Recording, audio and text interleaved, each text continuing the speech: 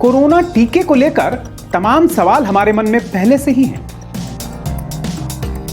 आखिर कब तक आएगा टीका, कीमत कितनी होगी, सेफ कितना होगा, और फिर भारतीय टीके का ट्रायल भी तो शुरू हो चुका है।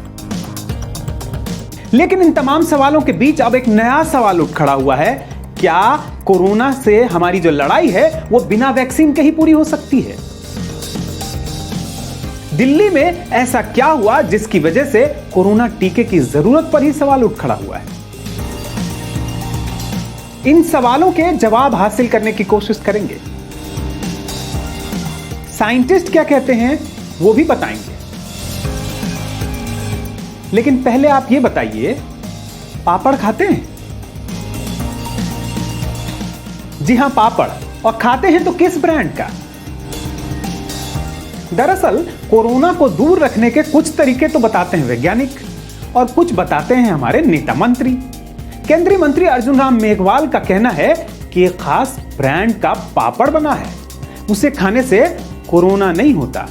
और वो क्या कहते हैं, एंटीबॉडीज डेवलप हो जाती हैं। निर्माता ने एक ऐसा ब्रांड निकाला है जिससे कोरोना वायरस से लड़ने के लिए जो एंटीबॉडी डेवलप होने के लिए जो साधन है, खाने के माध्यम से बॉडी में जाएंगे और कोरोना वायरस की लड़ाई में ये पापड़ मददगार साबित होगा। हम पापड़ के ब्रांड का नाम तो नहीं ले रहे हैं, लेकिन प्रार्थना करते हैं कि मंत्री जी को कोरोना से लड़ने के लिए यह पर्याप्त मात्रा में मिलता रहे। और अब हम बात करते हैं जो साइंटिफिक कम्युनिटी कहती है। बात शुरू करते हैं दिल्ली से। यहां 24% यानी हर चौथा आदमी कोरोना से संक्रमित हुआ और ठीक भी हो गया। इनमें से अधिकांश को पता ही नहीं चला। यह जानकारी हमें मिली एक सीरोलॉजिकल सर्वे से। यह ऐसा सर्वे होता है जिसमें बीमार लोगों का नहीं बल्कि स्वस्थ लोगों का टेस्ट किया जाता है। और अब जो देश के टॉप एपिडेमियोलॉजिस्ट हैं वो भी कह रहे हैं कि ये हमारे हर्ड इम्यूनिटी की ओर बढ़ने की निशानी है। इसका मतलब है कि हम बिना वैक्सीन या टीके के ही वो सुरक्षा हासिल कर पा रहे हैं। तो क्या दूसरी जगहों पर भी ऐसा ही होगा? कोरोना के टीके आने से पहले ही उसकी जरूरत कम हो जाएगी और इस पर होने वाले खर्च की भी आपको चिंता नहीं रहेगी। सबसे पहले समझते हैं हर्ड इम्यूनिटी। किसी इलाके में अगर बड़ी आबादी को किसी इंफेक्शन या संक्रमण से सुरक्षा मिल जाए, यह दो तरीके से हो सकता है। या तो उन्हें वैक्सीनेट कर दिया जाए या फिर उन्हें वो बीमारी होकर ठीक हो जाए। ऐसे में उनके अंदर एंटीबॉडी डेवलप हो जाते हैं और ये जब तक रहते हैं तब तक उस बीमारी के होने का खतरा नहीं होता और साथ ही ऐसे लोग दूसरों को ये बीमारी या इन्फेक्शन पास ऑन भी नहीं करते हैं। कुछ मामलों में हर्ड इम्यूनिटी का फार्मूला भले ही कारगर हो, लेकिन कोरोना के मामले में ज्यादातर एक्सपर्ट का कहना है कि इसके भरोसे रहना कतई ठीक नहीं है, क्योंकि लोगों के अंदर जो एंटीबॉडी डेवलप हुए होंगे वो कितने समय तक प्रभावी रहेंगे ये पता नहीं है, उसकी मात्रा कितनी होगी ये पता नहीं है। साथ ही कोरोना वायरस बिल्कुल नया है, ये कब और किस तरह से म्यूटेट करेगा यानी अपना स्वरूप बदलेगा और फिर इस पर किस चीज का कैसा असर होगा ये अभी बिल्कुल स्पष्ट नहीं है। यानी कोरोना से लड़ने के लिए टीका तो चाहिए ही, पर सवाल उठता है कि ये कब, कहां और कैसे बनेगा। इसलिए नजर डालते हैं उन 3 टीकों पर जिन पर पूरी दुनिया की नजर है। सबसे पहले ऑक्सफोर्ड यूनिवर्सिटी और एस्ट्राजेनेका कंपनी की साझेदारी में तैयार हो रहा टीका। इसका फेज 1 और 2 क्लिनिकल ट्रायल पूरा हो चुका है, नतीजे भी अच्छे आए हैं। सब कुछ ठीक रहा तो इस साल के अंत तक ये लोगों को उपलब्ध भी हो जाएगा। और इस टीके का हमसे सीधा कनेक्शन है जो हम आगे बताएंगे। दूसरा टीका है चीन का, जिसे वहां की मिलिट्री एजेंसी और कैनसाइनो बायोलॉजिक्स नाम की कंपनी ने मिलकर तैयार किया है। इसका भी फेज 2 तक का ट्रायल पूरा हो चुका है। तीसरा है अमेरिकी दवा कंपनी फाइजर और जर्मन कंपनी बायोएनटेक का। इसका भी शुरुआती जो क्लिनिकल ट्रायल है उसका नतीजा काफी उत्साहजनक रहा है। अब बात करते हैं भारत में क्या है स्थिति। यहां भी टॉप 3 की बात करते हैं।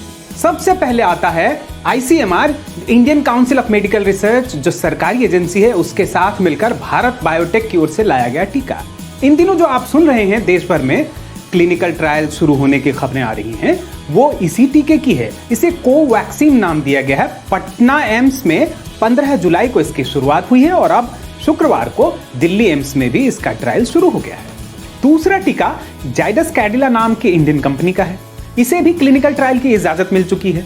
तीसरा टीका ऑक्सफोर्ड यूनिवर्सिटी का वही इंटरनेशनल टीका है जिसकी हमने अभी थोड़ी देर पहले बात की। उसे भारत में इसका पार्टनर है सीरम इंस्टीट्यूट ऑफ इंडिया नाम की कंपनी, वो लेकर आ रहा है।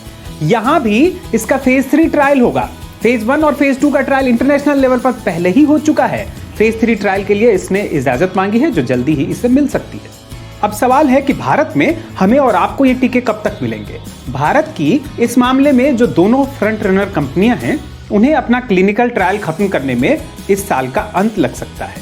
हालांकि जो भारत बायोटेक और आईसीएमआर का टीका है उसे अगर सेकेंड फेज में बहुत अच्छे संकेत आए और थर्ड फेज की जरूरत नहीं समझी गई तो उससे कुछ महीने पहले भी बाजार में उतारने की इजाजत दी जा सकती है। इसी तरह जो तीसरा टीका है ऑक्सफोर्ड यूनिवर्सिटी का और इंडियन पार्टनर सीरम इंस्टीट्यूट लेकर आ रहा है, उसका भी कहना है कि वो इस साल के अंत तक ही ये टीका ला सकेगा। कीमत के नाम पर अधिकांश कंपनियां फिलहाल खामोश हैं, लेकिन सीरम इंस्टीट्यूट का कहना है कि यह कीमत 1000 रुपए के अंदर ही होगी। शुरुआत में ये टीके अधिकांशतः सरकारें खरीदेंगी और लोगों को जरूरत के मुताबिक मुफ्त में सरकारें ही उपलब्ध करवाएंगी। अगर आप ये सोच रहे हैं कि जब टीके आएंगे तो किसे सबसे पहले मिलेंगे, ये तय करना सरकार का ही काम होगा। शुरुआती दौर में कम से कम सबसे पहले उन लोगों को प्राथमिकता दी जाएगी जो इलाज में लगे हैं, जैसे डॉक्टर, नर्स या दूसरे स्वास्थ्यकर्मी। इसके बाद बारी आएगी उन लोगों की जिनकी इम्यूनिटी यानी रोग प्रतिरोधक क्षमता कम हो, जैसे बुजुर्ग, बूढ़े बुजुर्ग या बच्चे। इसके बाद सबसे आखिरी में बारी आएगी स्वस्थ लोगों की और जो युवा हैं, स्वस्थ हैं, उन लोगों की। हो सकता है कि कोरोना वायरस का असर अगले कुछ वर्षों या दशकों तक रहे। ऐसे में जब हम वैक्सीन लगाएंगे तो हमें यह भी पता होना चाहिए कि उस वैक्सीन का असर कब तक रहेगा। कुछ रिसर्च तो बता रहे हैं कि इस वैक्सीन का असर 1 साल तक रह सकता है, लेकिन ये जो वैक्सीन होंगी इनका सुरक्षा कवच हमें कितने दिनों के लिए मिलेगा ये अभी पूरी तरह से तय नहीं है। ये आने वाले समय में जो रिसर्च होंगे उनके आधार पर तय होगा। वैक्सीन जल्दी बनकर आ जाए ये अच्छी बात है, लेकिन अनावश्यक हड़बड़ी से हम बहुत बड़ा नुकसान कर सकते हैं।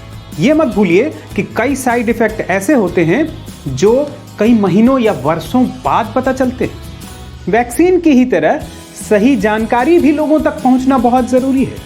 बात सॉलिड लगी हो तो अपनों तक जरूर पहुंचाइए और इस पूरे मामले पर आप क्या सोचते हैं वो हम सबको भी बताइए।